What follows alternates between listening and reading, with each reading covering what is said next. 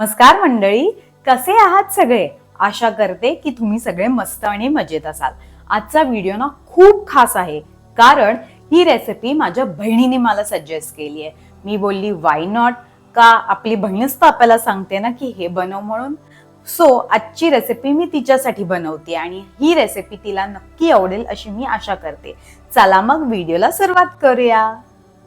आज आपण बनवणार आहोत एकदम घरगुती स्टाईलचा चवदार, झणझणीत आणि क्रीमी मटर कीमा.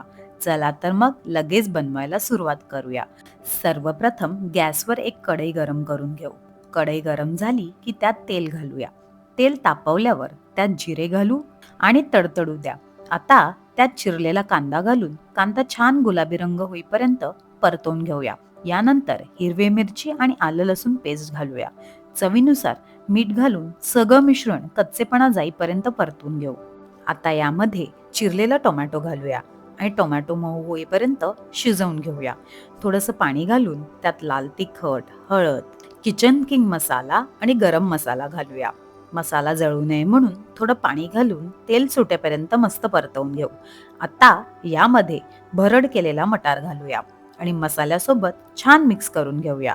यानंतर थोडी मेथी आणि मटार घालूया.